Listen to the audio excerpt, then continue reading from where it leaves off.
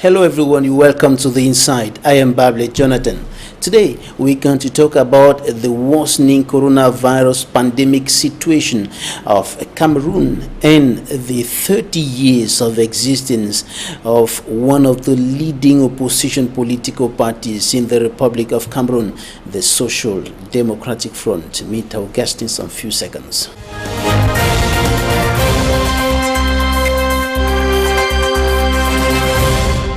Our guest is Ni John Frundi, chairman of the Social Democratic Front, joining us from Georgia in the United States of America. Mr. Chairman, you're welcome to the program. Thank you. You have been out of the country for more than 3 months today, at a time when the country is facing a serious crisis, the Anglophone crisis. Before you left, it has been there for close to 4 years today, and now the coronavirus pandemic. Why are you out at this time? Most Cameroonians know that I have not been well, and my ill health was pushed up by the abduction from the Amber camps, where they abducted me and played with their guns on my head. And I started complaining from Cameroon. I've been to, I used to get myself treated at the Mbingo Hospital, been to the Chichong Hospital, the General Hospital in Bamenda, and with Dr. Njoko in Douala. I think I've made all the efforts within Cameroon to treat myself, but when the equipment are not there and the doctors have an idea of what they want to do, and what tests they want to conduct, but they don't have the equipment. I have to go somewhere else to look for expert checks. It's not that I undermine my hospitals in Cameroon. I think we have some very good hospitals where people from Central Africa, Gabon and all the like come to attend to do their own medical checks there in Bamenda. So if I'm out here, it's because I've exhausted all the facilities I had within my reach. How is your health, Mr. Chairman? It's improving, and as you can see from my face, the face might look tired. Well, it's tired with age, but the health is improving. The unfortunate thing is that with the COVID-19, most of the hospitals here, or all the hospitals, were the people with the COVID, and again it was a little frightening that you can go to the hospital and instead get yourself contaminated. So I've not really gone to my medical doctor to give me the suffice it to say that the other Cameroonian doctors here, like Dr. Fobi and my son in Switzerland, and the doctor in whose house I am, they've been managing at their own reach, and I'm having some improvement. Let's talk about the coronavirus pandemic. The figures have continued rising speedily in Cameroon.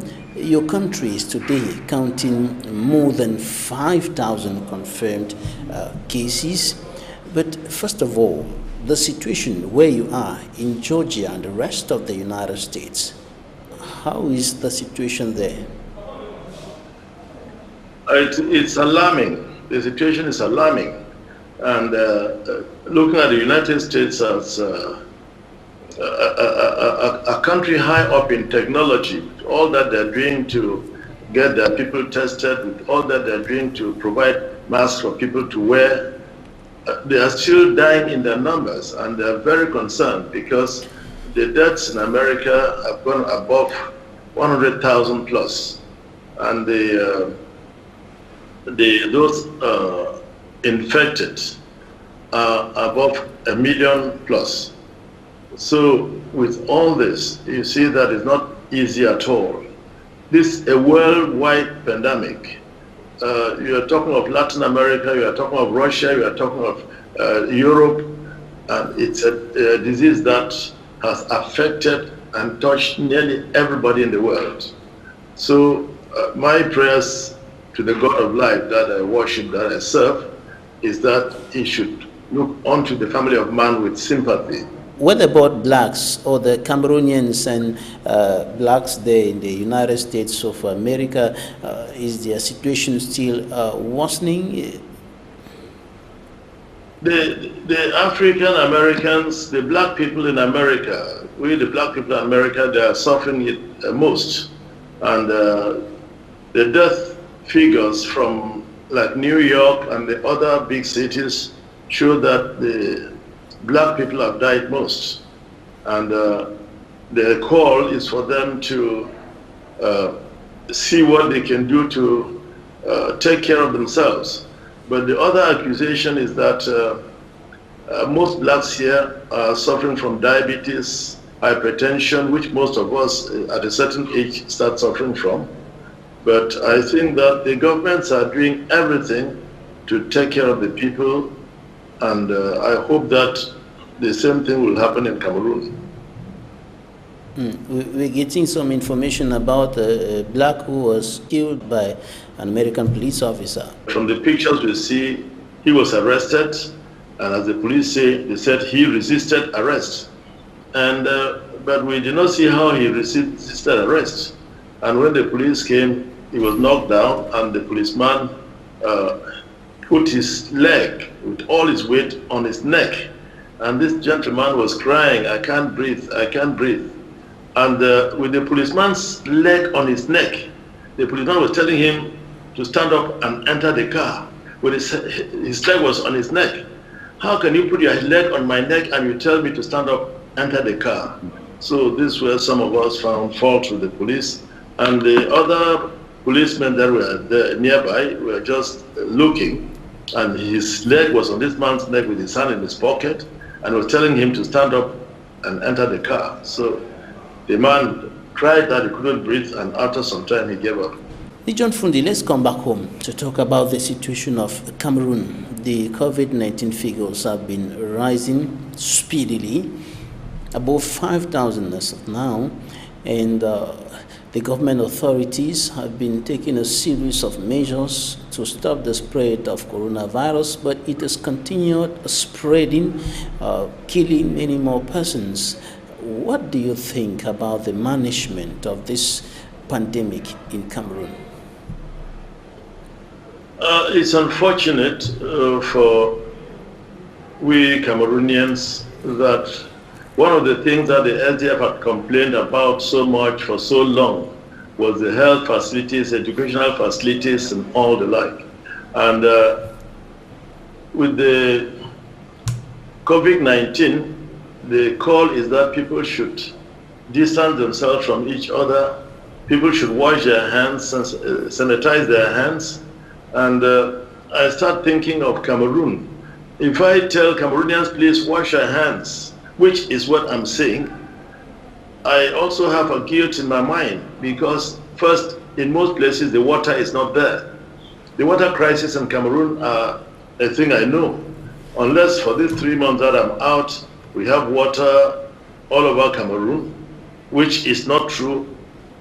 And you see, people first hadn't the water to drink before. And today, you have a pandemic that calls on people to wash their hands, calls on people to be clean, to stay safe. But what I will join my voice to tell Cameroonians that they should respect the international norms by distancing themselves, and also washing their hands and wearing face masks. How they have these things is what, you see, I talk with hesitation, because to wear the face masks, you have to have them. And I saw on the video how some people, I think in China or India, were producing face masks, sewing the things and throwing them on the floor, so they might come contaminated.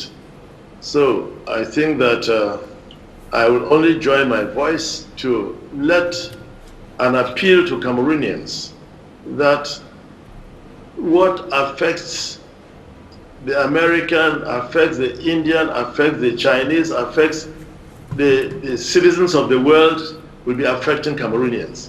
And so, if, as you rightly say, that the government is making an effort, they should take advantage of the small effort that the government is making and see how they can treat themselves. Then one big appeal I want to make is that Bamenda, where I'm most used to, a Bamenda man will say, Boma, go drink my mingo. Nah, drink me. That is a very careless statement to make at a time like this, when we say that we should not, and should not underlined, be together, go into crowds. I think that we should respect that. And not a matter of, nah, drink my mimbo, die me, nah, go drink me my mimbo. Mimbo will not run. When this pandemic will clear, it's not come to stay forever. You will still drink the quantity of mimbo you want to drink.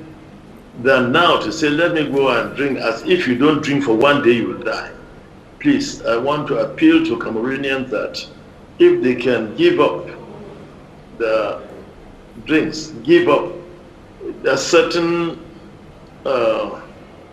outlets of things they want to do together for a while to save their lives, I think it'll be a good thing for us. You're talking about the drinking habit of Cameroonians who have become, many of whom have become addicted to beer and alcohol in general, and it has become very difficult for some of them to separate themselves, like you're saying, to abandon the beer parlors and avoid drinking, even in a very critical moment like this, when there is a pandemic sweeping across the country, killing many, and so on. And the government had decided to close bars as from 6 p.m. Beer parlors, entertainment sites not functioning as from 6 p.m. upward, and later on came back to the decision and decided to reopen the bars and the entertainment sites beyond 6 p.m. And since that decision, the figures have been increasing speedily, and now schools are reopening on the 1st of June 2020. What is your take on these decisions taken by government and the impact on the evolution of the pandemic in the country? My appeal is to the people that they should take their lives into their hands. It's not the government that has your life in its hands. It's you who is facing the pain. It's you who has children as a father that you say, if I do this, die, my children might suffer. So if you have pity and sympathy on those children, please, you can keep off the drinking spots, or preferably you can get the drinks and drink in your home with your family. It's not that you must sit in a bar to drink and all that. You can still go to the bar, buy the drinks, go sit home and drink with your family. What is it that pushes Cameroonians out, that they must sit in a bar to drink and laugh and shout and then die? When you die, who suffers? Your family, your immediate family suffers. The President of the Republic, Paul Biya, has called on Cameroonians and all persons on the Cameroonian territory to be more responsible, to be more disciplined at this very crucial moment. He did so on Twitter. He did so in his message to the nation on the 19th of May 2020. The Minister of Public Health has been repeatedly saying this in his tweets and in some of his press statements, and all the authorities, the Prime Minister, the DUs, the senior divisional officers. But this message of responsibility and discipline seems to be falling on deaf ears. Many Cameroonians are still not hearing all these calls. So do you think that it was wise for the government to shut down the beer parlors and the entertainment sites regardless of the economic impact? Well, it's you who said that most Cameroonians are already addicted, and when you close this drinking spots, they will still look for a way to sneak and buy. But if they want to commit suicide, this is committing suicide. If you know that if I go to this place, I might contaminate myself and maybe come back home, contaminate my wife and my children, and we all die, well, it's in your hands. Because if we say that the members of the armed forces should make sure that these places are closed, it might not even work to the fullest. But please, I am humbly appealing to Cameroonians, looking at you straight in the face, in your faces, that please give up just for a short while. Time will come that you will drink all the drinks you need for yourself. The Minister of Public Health, Dr. Manauda Malachi, recently said that the country is moving into a more complicated situation as far as the COVID-19 pandemic is concerned, and at the same time schools are reopening their doors for students of examination classes, that is in the secondary and primary levels, and for university students on the 1st of June 2020. Is this context appropriate for the return of students and pupils to the classrooms? Well, when they say that, are the students checked? Have they done their tests to know that they are not contaminated? Or they just want them to go so that those who are contaminated should contaminate the others, and the whole thing will just cover the whole country, and Cameroonians will be dying as ugly chickens in a poultry? I think that more measures should be taken to check on the well-being of the students. Let them have the tests to make sure that they're not. And when they sit in the classrooms, the distancing should be given. Here in America and other developed countries, they're doing online studies, and which is helping quite a lot. But if we come to Cameroon that we are doing online studies, how many families will have the equipment and the gadgets that will be needed for their children to study at home? So I think that the government should look strictly into this and make sure that they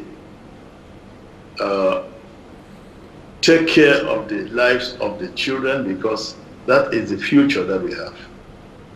Government has taken some measures. The ministers of basic, secondary and higher education announced a series of measures, notably limiting the number of students and pupils who will be in school as from the 1st of June 2020. And you are talking about testing. Are you saying that all the students and pupils who return to school should go through a COVID-19 test before getting into the schools? Well, the test is not in one place. What I'm saying is that if they can make the provision for the medical departments to test the students in their own areas, because we are talking of the examination classes, which means most of the classrooms will be empty and they can space them to sit. And now, being students, people going to school, I think that they'll understand what we are talking better than an ordinary person in the village. So can we, please for once, make sure that these students in a way are tested? Right. In Anglophone Cameroon, the situation has equally been worsening. The figures have been rising. The two Anglophone regions of the country are now counting more than 170 confirmed cases of coronavirus, and until now, no special measure requested earlier by some political and civil society leaders, including a ceasefire, has been put in place in those two regions. What do you think about this, Mr. Chairman, this aspect of the management of coronavirus by the Cameroon government? Now, it's unfortunate that Mr. Biya wants to take advantage of the coronavirus thing to maybe extend his activities the way he wants to. But I think that the war in the North and Southwest is a thing that Mr. Biya had planned for a long time. You remember at one time when he toured the country and finally got to Yaoundé, touring the country was just dropping at the regional headquarters and taking off and not even spending a night to talk with the people. When he got to Yaoundé, they gave him a machete and a spear. So Mr. Biya said, if you want peace, be prepared for war. That shocked me because this is a man who had just taught visiting his people. He comes to tell you that if you want peace, be prepared for war. There and then it occurred to me that he was preparing the war against his people.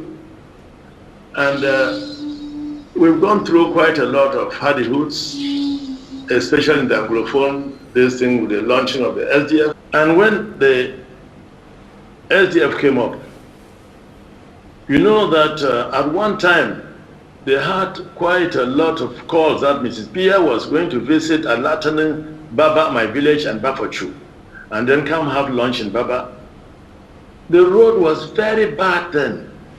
The road had not been graded. And secondly, Mrs. Biya was heavily pregnant. So I said, what is this woman going to do in Baba that he wanted to?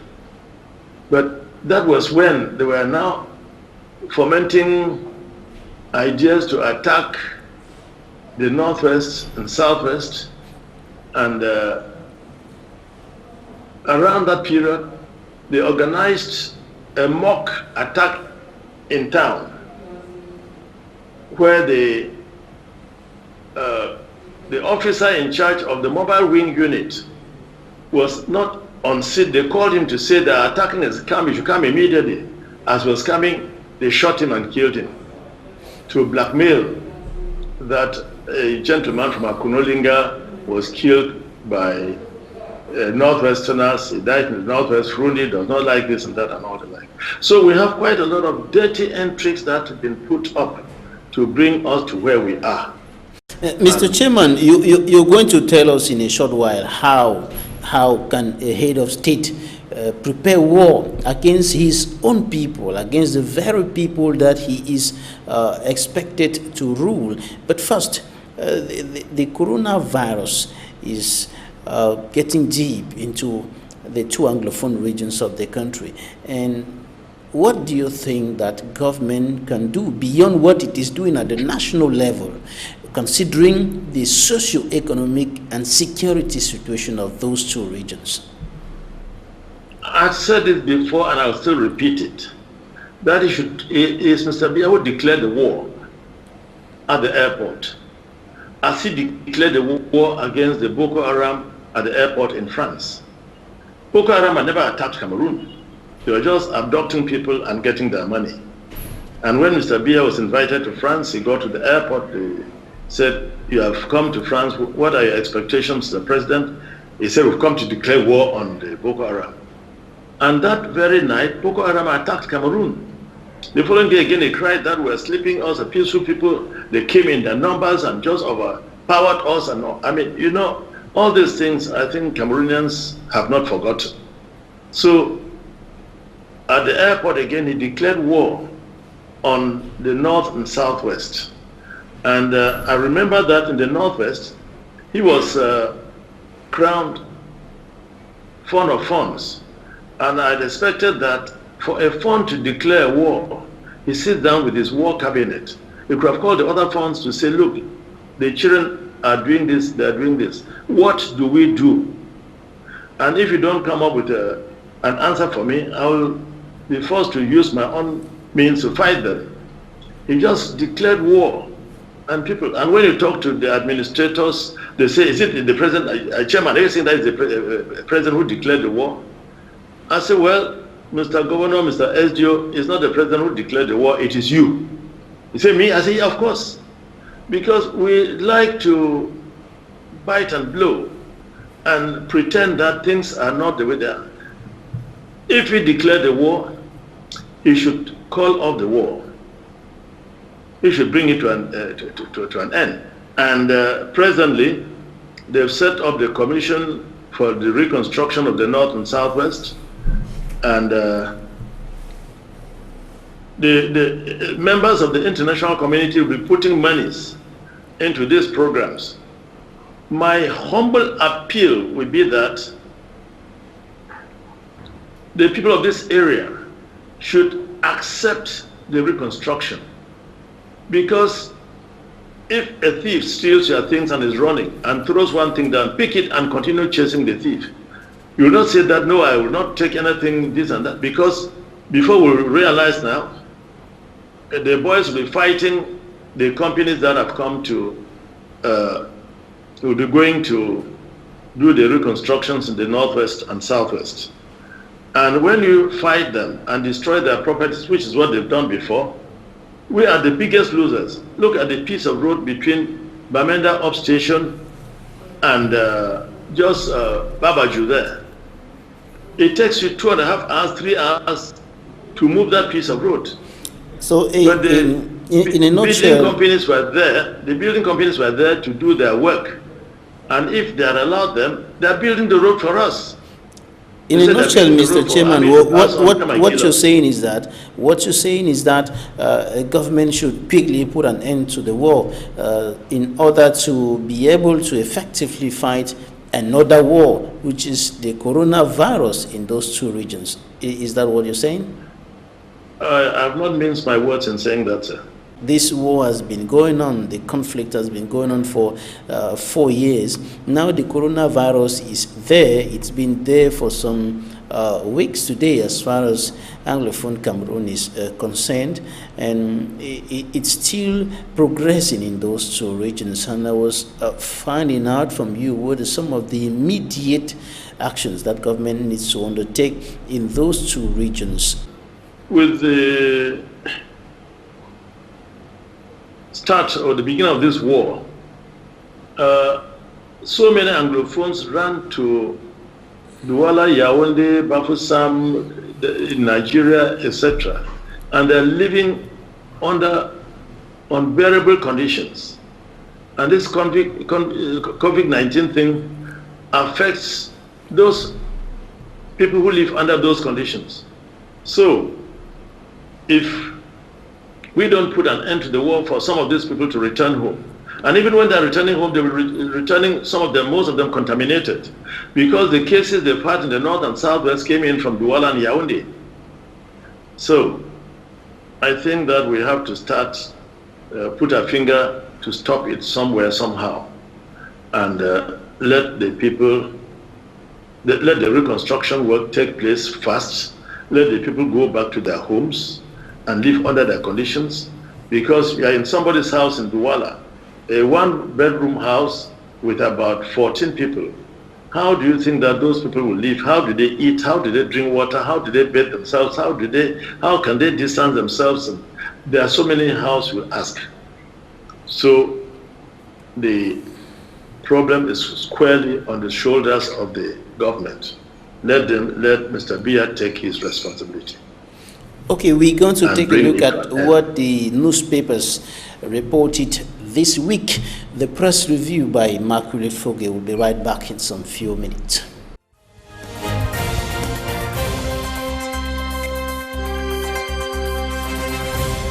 The Guardian Post reports on how the Social Democratic Front SDF party contributed to Biya's 38-year stay in power. The Post Weekender questions the successes, failures and future plans of the Social Democratic Front Party as they celebrate 30 years of existence. The Voice says prison guards torment sick Ambazonian leaders in hospital. The case of Barrister Shufai Bless was highlighted by Ilaria Allegrozi, Human Rights Watch senior researcher for Central Africa. Another edition of The Voice newspaper reports the demise of Molanjo Litumbe, Southern Cameroon's senior activist. The Sun says teachers are not happy with government's plan for schools to resume 1st of June 2020 as most of their demands were not attended to. Another edition of the Guardian Post says His Grace Samuel Kleder dares government by asking Catholic universities not to resume school June 1st, 2020. The The Horizon describes Nuran Fortsing of the PCRN political party as a rebellious member of parliament, as she dedicates her own share of car allowance for the fight against COVID-19 in Cameroon.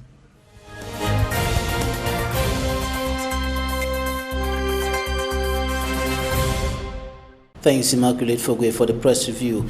John Frundi, National Chairman of the Social Democratic Front, is our guest today, joining us from Georgia in the United States of America. Mr. Chairman, you were talking about the reconstruction of the Northwest and the Southwest regions of Cameroon, and you're urging all Anglophones to accept the reconstruction plan of government and facilitate the reconstruction of the villages destroyed by the 4-year-long Anglophone crisis. But you know that there are many Anglophones who are at the extremes, wanting or demanding for nothing less than secession. And there are moderates also who are there demanding for one thing or the other. Do you think that without these demands met, reconstruction can be accepted? Reconstruction can go on? Now, there is no war without an end. There's no fight without an end. And when people fight and they sit down to talk, it's not because one part has won. I was thinking that the government can come with a win-win situation. And this win-win situation, if the government gives in a bit and the secessionists give in a bit, we'll be able to build our society. Because the leadership, I said this before and they picked it on me. It's not by picking on me that will frighten me. The leadership of the Ambazonians outside. They are out here living well. Their children are going to school. They are working. They have money, they're staying in good houses. Now, can you tell me what will happen if this disease falls into the refugee camps, as I said before? We will be the biggest losers, not the people that are out here living well. I know that they fought a fight, they fought well, but there's no fight that they don't sit down somewhere along the line to broker peace. And if they're sitting down to broker peace, we do not count whether we've gotten what we wanted or not. So, but I think, and I'm of that very strong opinion, that the government has to do something. And Mr. Biya's government must bring this war to an end. And when that is done, the Amazonian leaders outside should call their boys out of the bush. I know some of the boys have become so hard-hearted, and they've used the war to enrich themselves. They abduct people and seize monies. And like in Mankon, you have so many camps. When one camp will call you, tell you you're a blackleg, we're watching you, you've done this, you've done that. They take money from you, this camp again takes, that camp takes, and the people have all been impoverished. But if there's that call off, which people will come back to their senses, and they're doing constructions in the northwest and the southwest, the young people will be able to sell their sand.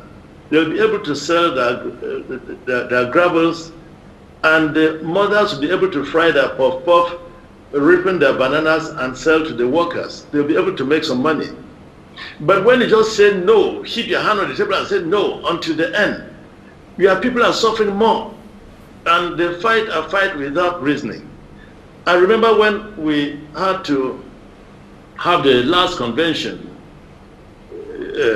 in Bamenda, they tried to push us not to have that convention in Bamenda. We should go to Gunda, we should go to Bafoussam, or we should go anywhere. But when we insisted and we had the rally in Bamenda, the convention in Bamenda, they said, okay, now that the LGF has insisted to have their rally, their convention in Bamenda, nobody should come out.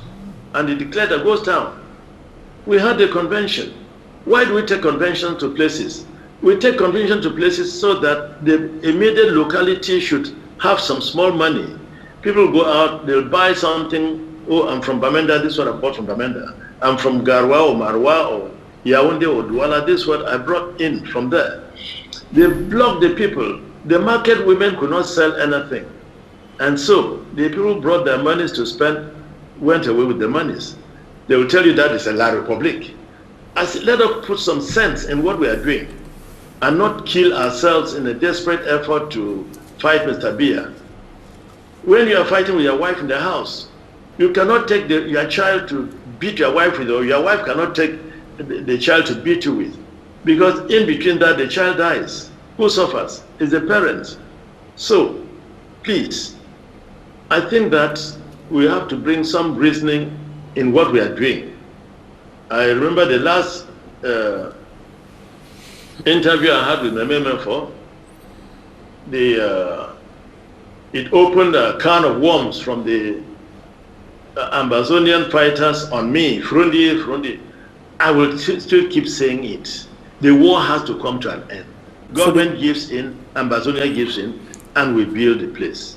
For the war to come to an end, both sides must give in, as you are indicating. But both sides seem to be at the extremes. Nobody is ready to bring down the guns. The government is saying that the army will not return to the barracks. They will not put down their guns because they have to protect the population. They have to protect the territorial integrity of Cameroon. And the separatists on the other side are saying we must continue to fight until we get what we want. We cannot put down our guns in the face of an army that is accused of indiscriminate killing and destruction. Well, do we commit suicide then? Do we say death to the last man, or we just go and show our necks and they slaughter us? I think if you fight and reach a point, you can retire and reconstruct and review. Because let us look at it. Who has suffered most in this fighting? They are the local people. And if the people in the bush and those abroad think that they cannot call off the war, and Mr. Biya thinks that he cannot call off the war, I think some of us will be forced to think that we can now call on the people to resist, to defend themselves. We didn't want to come up with this, but they are pushing us to a point where we'll be thinking otherwise. Because I do not see how a little child going to school, they catch and cut the finger. You cut the finger of a child because that child was going to school. You go to school and you kill a teacher of making an effort to teach. You go to the University of Bamenda and you kill lecturers there. This is very, very, very, very unfortunate. And I will never live to accept it.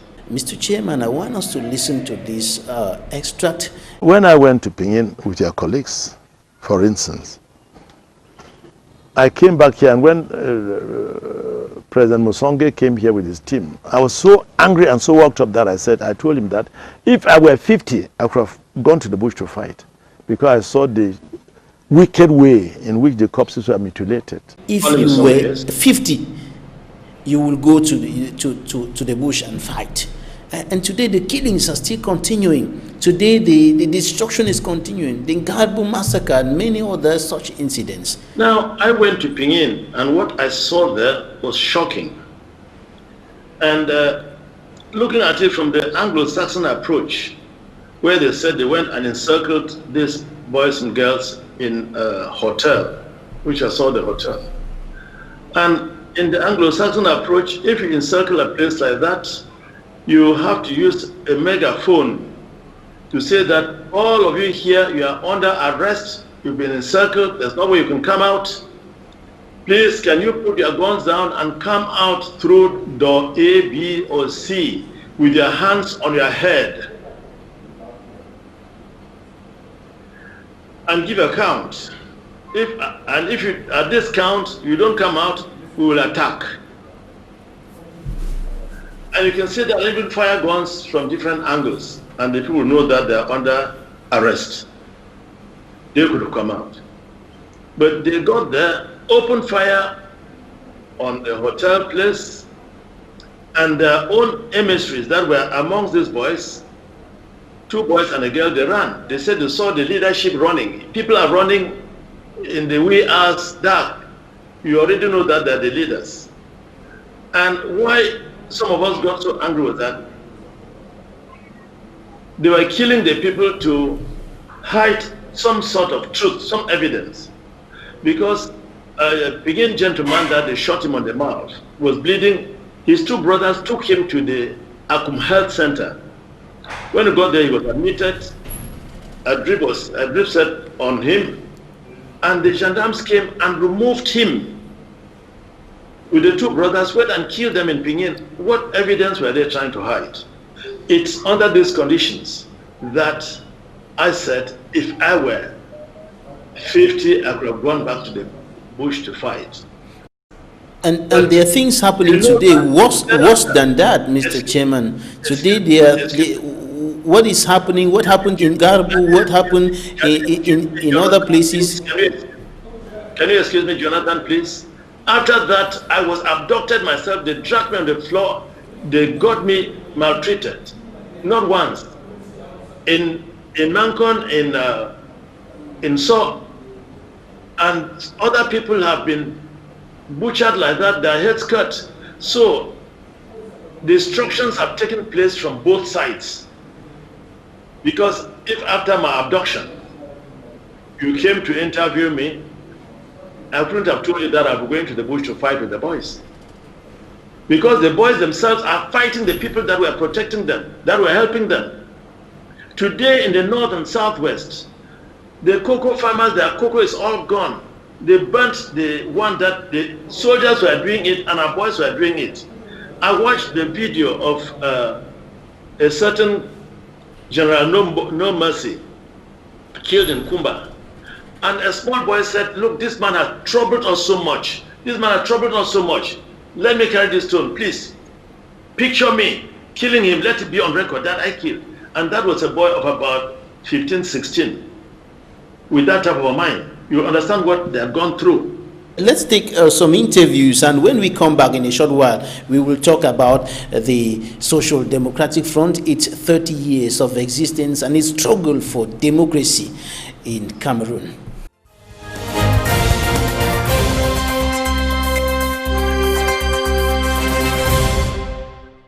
Clearly, the government's approach and response to the pandemic is not the right one. To say this is an observation, not a polemic.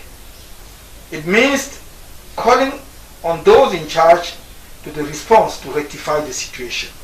The Prime Minister's decision of 30th April, even if it was based on very high instructions from God, alone knows who, was not well inspired. A female doctor at the Lakentini Hospital in Douala, who is also a member of the National Assembly, who cannot be suspected of being against the government, sounded the alarm on 19 May. She declared that Cameroonians are unconscious in that they no longer respect barrier measures, that the hospital is overwhelmed. Between 50 and 100 patients are now being seen there every day since the relaxation of measures, that the publication of statistics is now regulated.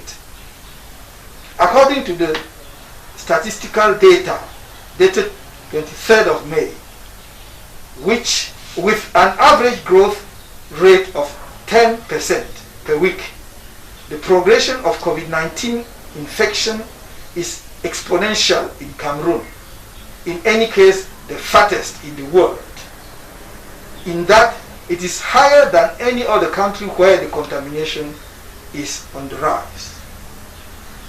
Thus, less than a month after the reopening of bars, restaurants and leisure spots beyond 6 p.m., the lifting of restrictions in public transport, and on the eve of the start of the school year, scheduled for the 1st June 2020, Cameroon holds the world record in the dynamics of the evolution of the coronavirus pandemic.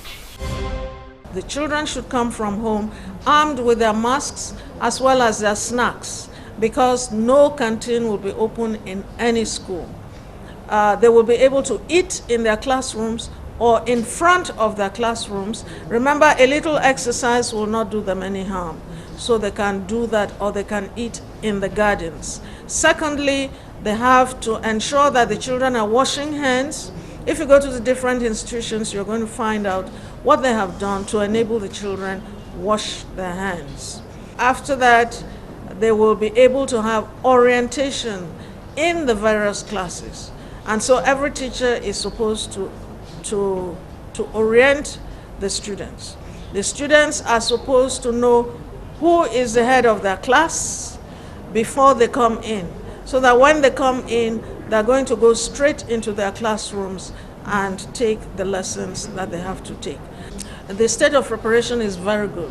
First of all, the collaboration between the teachers and the local authorities is very good.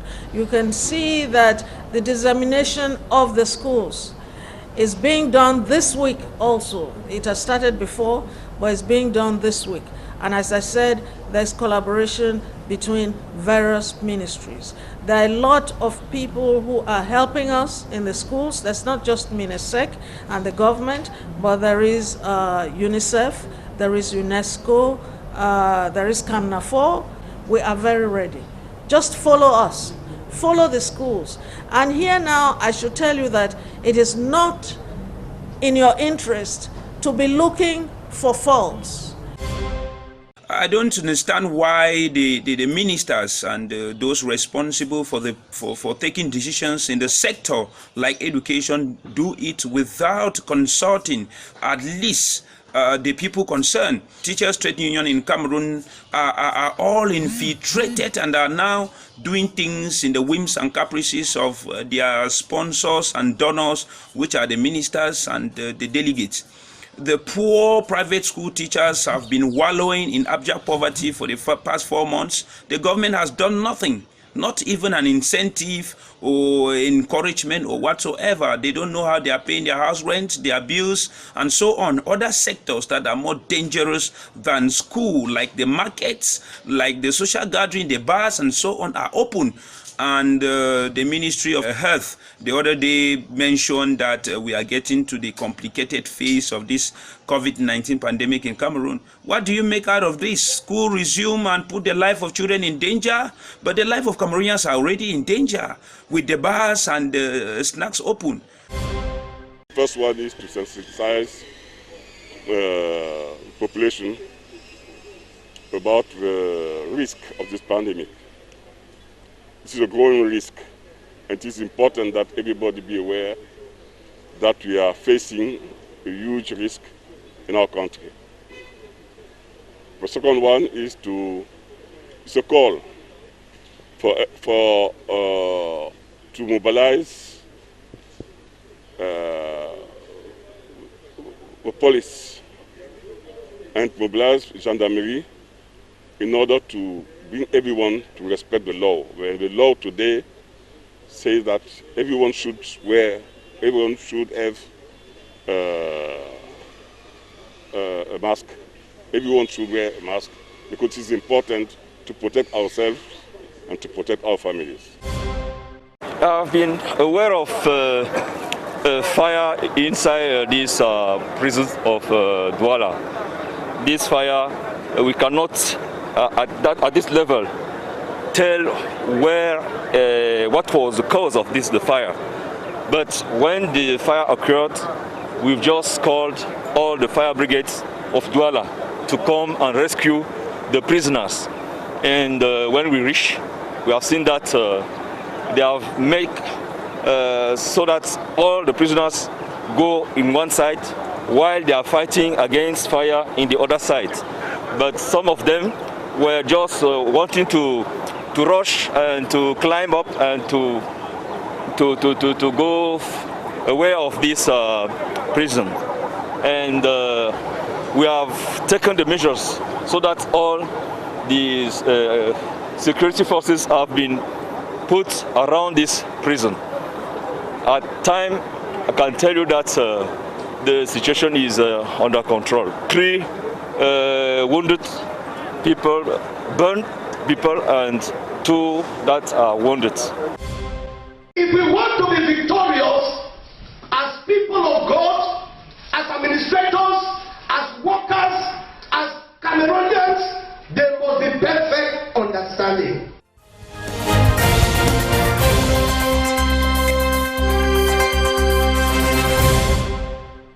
You're welcome back. We are still with our guest, the national chairman of the Social Democratic Front, John Frundi, joining us from Georgia, United States of America. Mr. Chairman, your party launched on the 26th of May 1990, clocked 30 years of existence on the 26th of May 2020.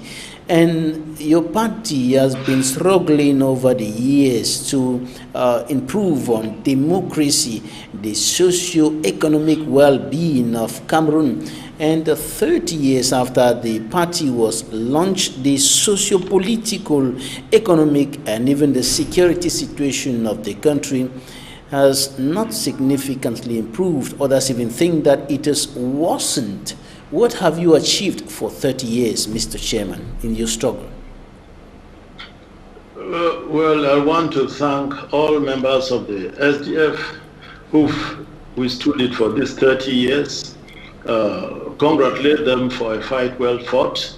And that within these 30 years, if we never came, Cameroonians couldn't have known what we were wading through, because it is because the SDF came that people were able to express themselves and talk and even realize what they're doing. In Parliament, the parliamentarians have done a marvelous job to come out with things that were never known before.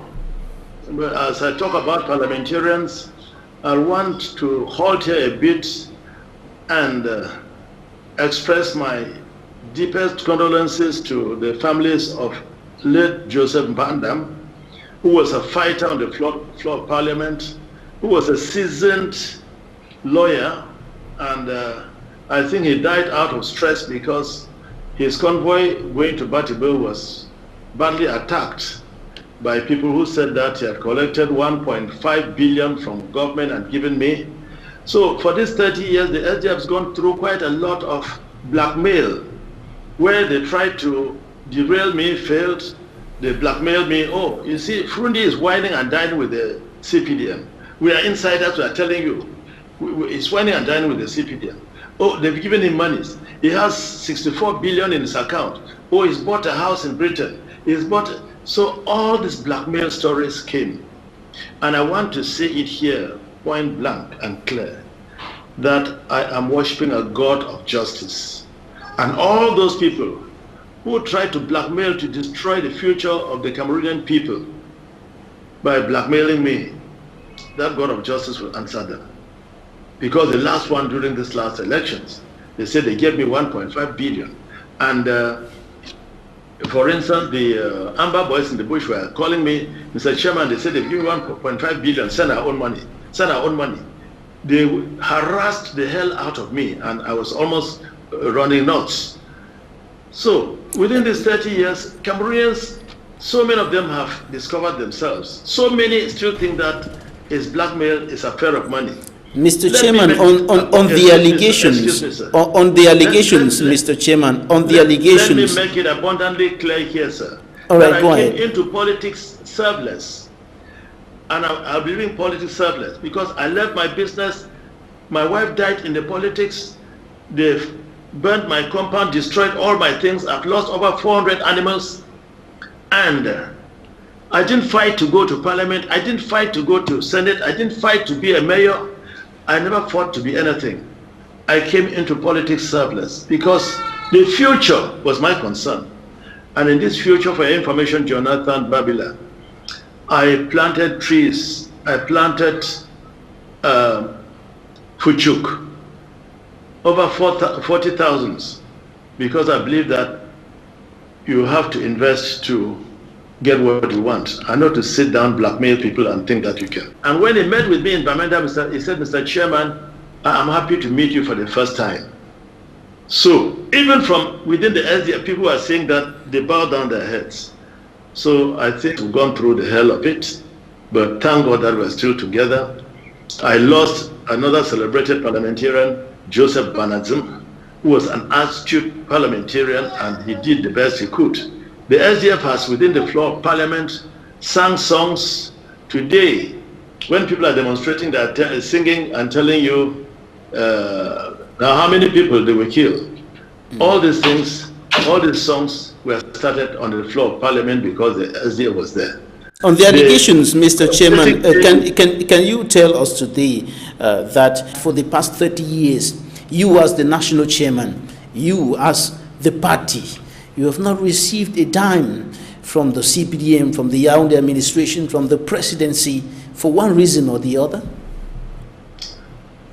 They give us monies for elections. They give the parliamentarians have 10% that they give to the party, and all this money is put together. People say Frundi does not know how, we don't know how he's spending the money. We don't know what's happening. But for 30 years, the SDF has taught Cameroon. I was talking of 20, but my boys calculated and told me that I've taught Cameroon 20 times in 30 years. 20 times in 30 years. When I'm going out for a tour, whatever money the party gives me, I get an accountant to move with me and dispense the money. I will not go stand at the petrol point and be paying for petrol, or stand at hotels be paying for hotel bills. They pay this, come and tell me, let's go, we move.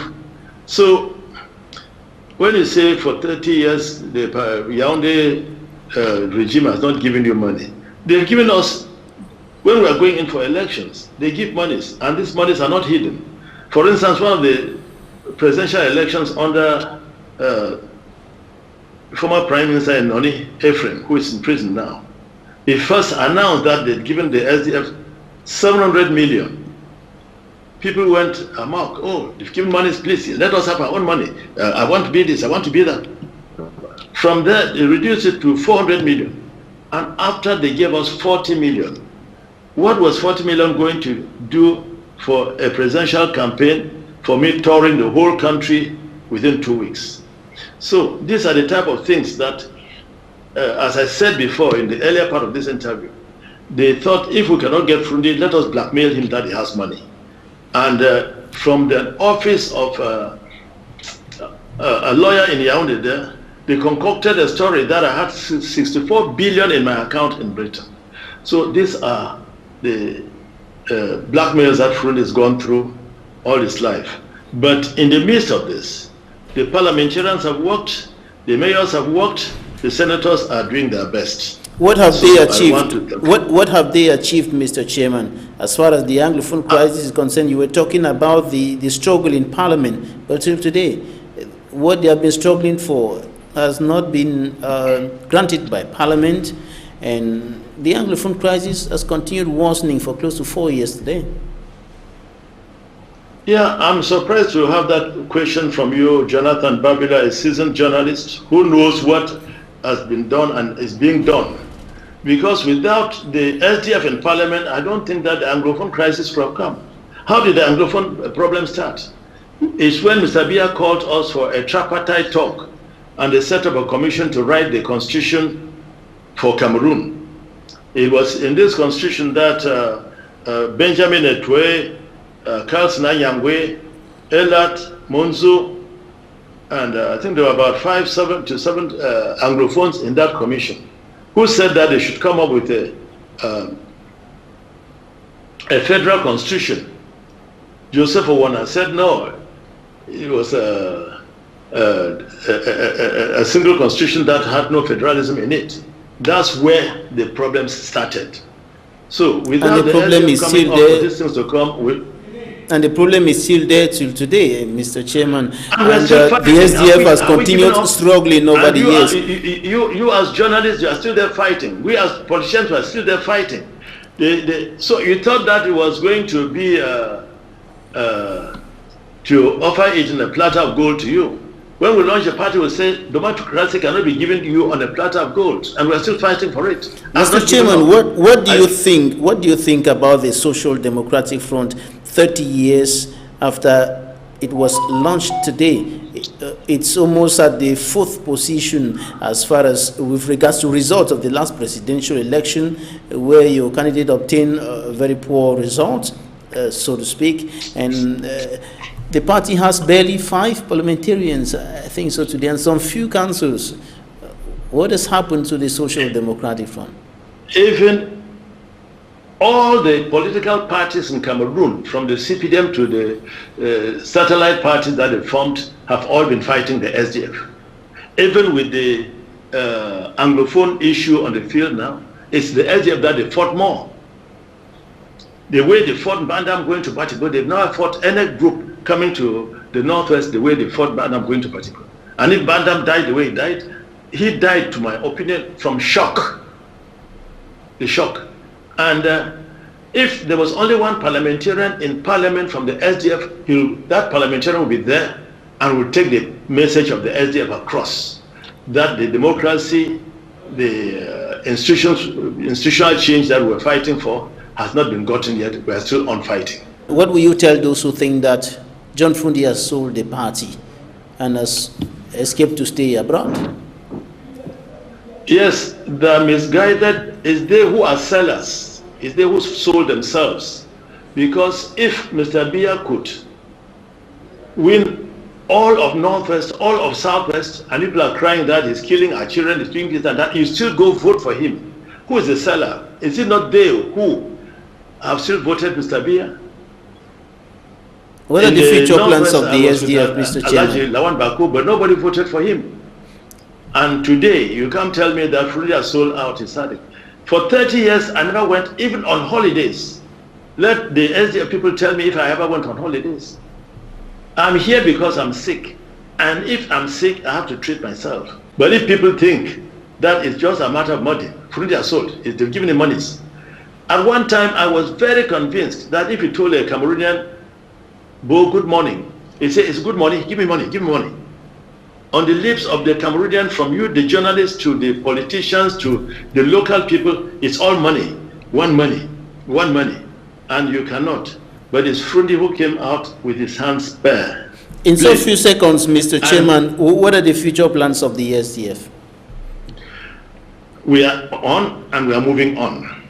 And the future is very bright for the SDF people. I want to wish them God's richest blessings. John Fundi, National Chairman of the Social Democratic Front political party, joining us from Georgia in the United States of America. Thanks for accepting to be our guest in this edition of The Inside, Mr. Chairman. Well, thank you too for fishing me out. As people say, I've escaped from where I've escaped and I'm hiding. But I'm here on treatment and I hope to join the people soon. Thanks, ladies and gentlemen, for staying with us. That's it for today. Thank you.